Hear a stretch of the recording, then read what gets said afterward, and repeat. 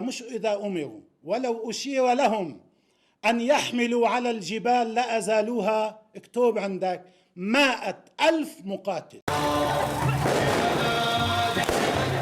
هذه المشاهد لم تكن جزءاً من التحرك في ساحة عوكر، بل كانت التحرك بحد ذاته. من اللحظة الأولى للاعتصام رمى المحتجون الحجارة على الأجهزة الأمنية بالإضافة إلى المناديل المشتعلة والمفرقعات النارية. هذا التصعيد من قبل المحتجين قابله تصعيد آخر من قبل الجيش وقوى الأمن الداخلي، خصوصا بعدما اضطرت الأجهزة الأمنية على الابتعاد من السياج الشائك. هذا السياج وعلى الرغم من تمتينه منذ الصباح تمكن المحتجون من اجتيازه.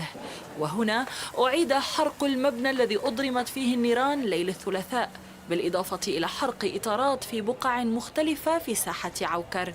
شيء موجود ميبي. انتوا قدرتوا تشوفوا مين اللي حرق؟ ولا هن امبارح كانوا عم بيقولوا هيدي نتيجة القنابل المسيلة للدموع من الأجهزة الأمنية. عندي قناني سبراي رح موجودة على جنب، سبراي اللي بتنرش على الحيطان بيقدحوها بيشعلوها وعم بيكبوها. القنابل يعني المسيلة للدموع هي بتطلع بالجو وبتنزل، بس تنزل عم تفقع وتنزل عليهم ولا ممكن يقدروا يلموها. ونحن رزقنا مش حلال تيجوا يحرقوا لنا اياه، نحن بنروح معنا على القدس، نحن مستعدين نروح معهم، بس مش بأرزاق العالم، كان رزق.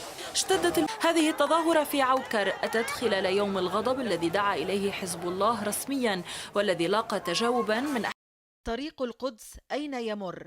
طريق القدس يمر بالقلمون وبالزبداني وبحمص وبحلب وبدرعا وبالسويدة وبالحسكة.